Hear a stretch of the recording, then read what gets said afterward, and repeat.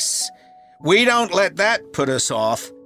We just put on our waterproofs and keep cycling. And is there anything special Charlie should bring along with him? Well, maybe some spare clothes, especially if the weather's not so good. And a snack for break time? How about a drink? No, we'll provide that. And make sure he has shoes, not sandals. Sure. And just at present, Charlie has to take medication every few hours, so I'll make sure he has that. Absolutely. Just give us details of when he has to take it, and we'll make sure he does. Thanks. Now, there are a few things you should know about day 1 of the camp. The classes normally start at 9:30 every morning, but on day 1, you should aim to get Charlie here by 9:20. The finishing time will be 12:30 as usual. We need the additional time because there are a few extra things to do. The most important is that we have a very careful check to make sure that every child's helmet fits properly.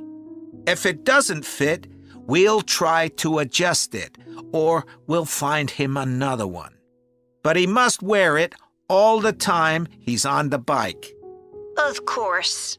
Then, after that, all the instructors will be waiting to meet their classes, and they'll meet up in the tent. You can't miss it, and each instructor will take their class away and get started. Okay, well, that all sounds good. Now, can you tell me how much the camp costs a week? $199. We've managed to keep the price more or less the same as last year. It was $190 then. But the places are filling up quite quickly. Right. Okay, well, I'd like to book for the... Part 2. Hello everyone, my name's Megan Baker and I'm a recruitment consultant at AVT Recruitment Specialists. Now, our company specialises in positions that involve working in the agriculture and horticulture sectors, so that's fresh food production, garden and park maintenance and so on. And these sectors do provide some very special career opportunities. For a start, they often offer opportunities for those who don't want to be stuck with a 40-hour week, but need to juggle work with other responsibilities, such as childcare. And this is very important for many of our recruits. Some people like working in a rural setting, surrounded by plants and trees instead of buildings, although we can't guarantee that. But there are certainly health benefits, especially in jobs where you're not sitting all day looking at a screen, a big plus for many people. Salaries can sometimes be good too, although there's a lot of variety here. And you may have the opportunity in some types of jobs for travel overseas, although that obviously depends on the job, and not everyone is keen to do it. Of course, working outdoors does have its challenges. It's fine in summer, but can be extremely unpleasant when it's cold and windy. You may need to be pretty fit for some jobs, though with modern technology, that's not as important as it once was. And standards of health and safety are much higher now than they used to be, so there are fewer work-related accidents. But if you like a lively city environment surrounded by lots of people, these jobs are probably not for you. They're often in pretty remote areas. And some people worry about finding a suitable place to live, but in our experience, this usually turns out fine. Now, let me tell you about some of the exciting jobs that we have on our books right now. One is for a fresh food commercial manager. Our client here is a very large fresh food producer, supplying a range of top supermarkets. They operate in a very fast-paced environment with low profit margins. The staff there work hard, but they play hard as well.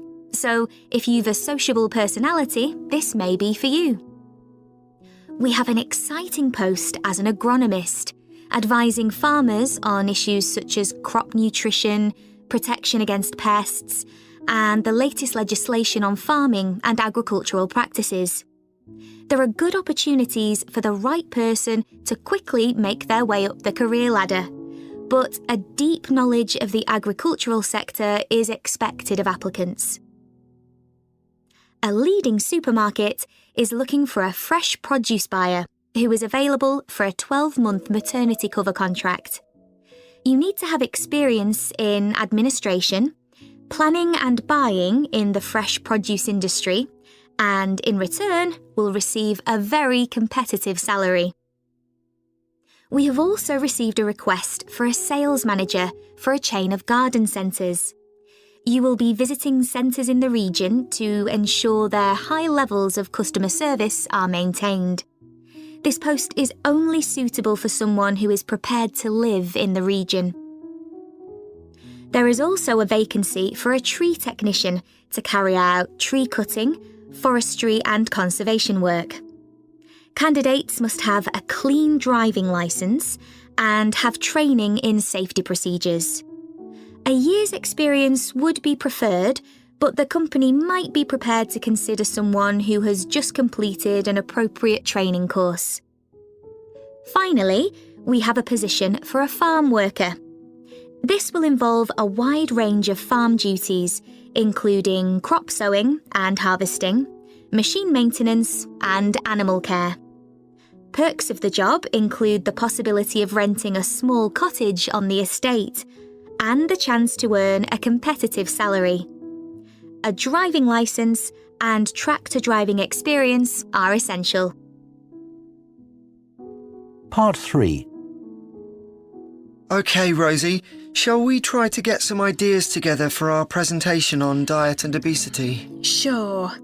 I can talk about the experiment I did to see if people can tell the difference between real sugar and artificial sweeteners. Where you gave people drinks with either sugar or artificial sweeteners, and they had to say which they thought it was? Yeah, it took me ages to decide exactly how I'd organise it, especially how I could make sure that people didn't know which drink I was giving them.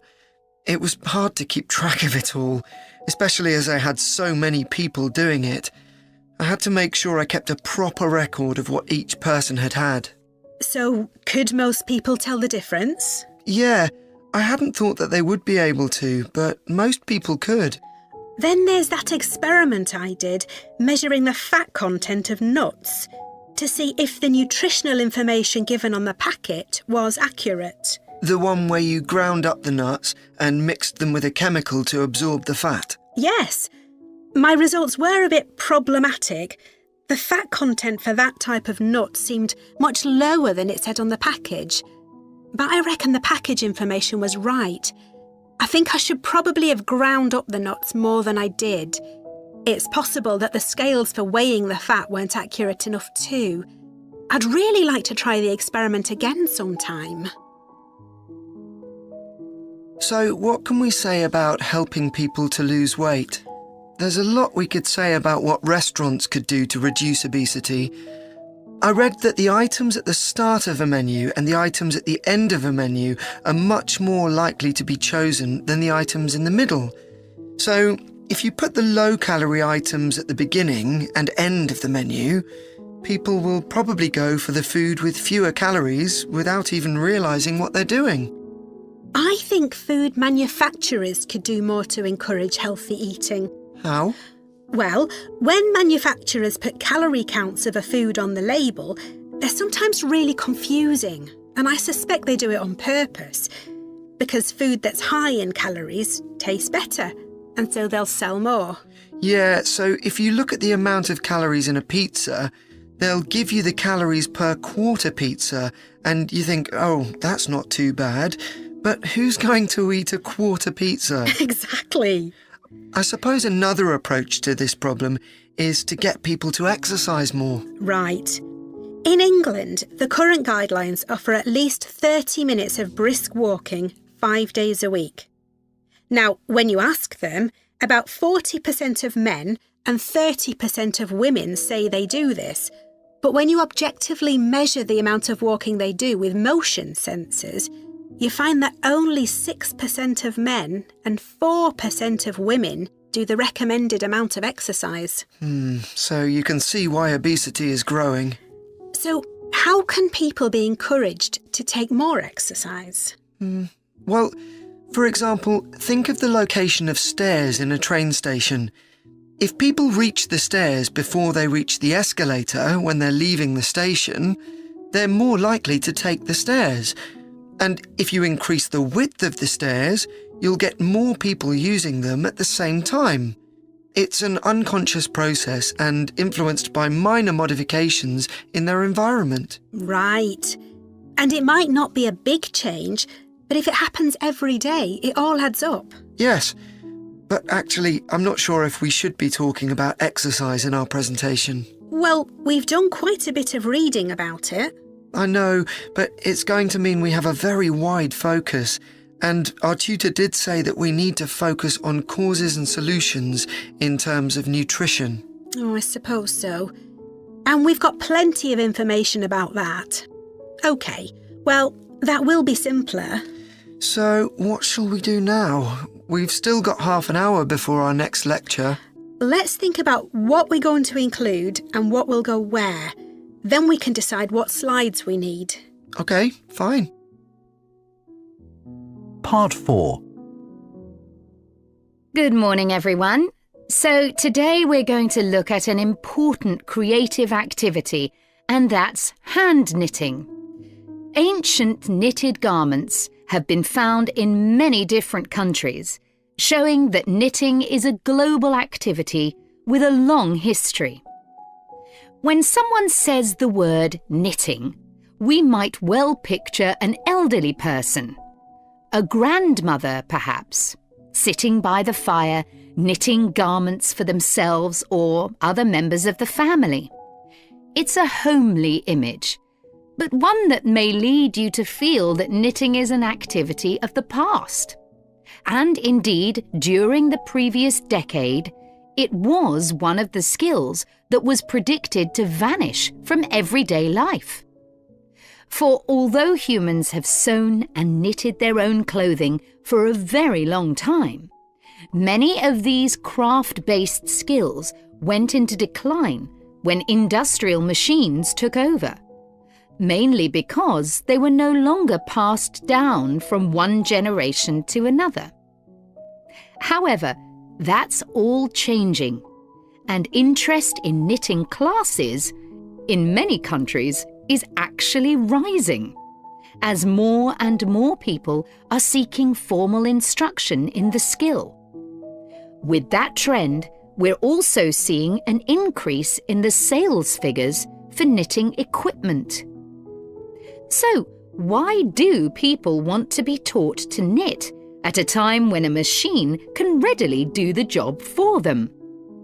The answer is that knitting, as a handicraft, has numerous benefits for those doing it. Let's consider what some of these might be. While many people knitted garments in the past because they couldn't afford to buy clothes, it's still true today that knitting can be helpful if you're experiencing economic hardship. If you have several children who all need warm winter clothes, knitting may save you a lot of money. And the results of knitting your own clothes can be very rewarding, even though the skills you need to get going are really quite basic, and the financial outlay is minimal. But the more significant benefits in today's world are to do with well-being. In a world where it's estimated that we spend up to 9 hours a day online, doing something with our hands that is craft-based makes us feel good. it releases us from the stress of a technological, fast-paced life.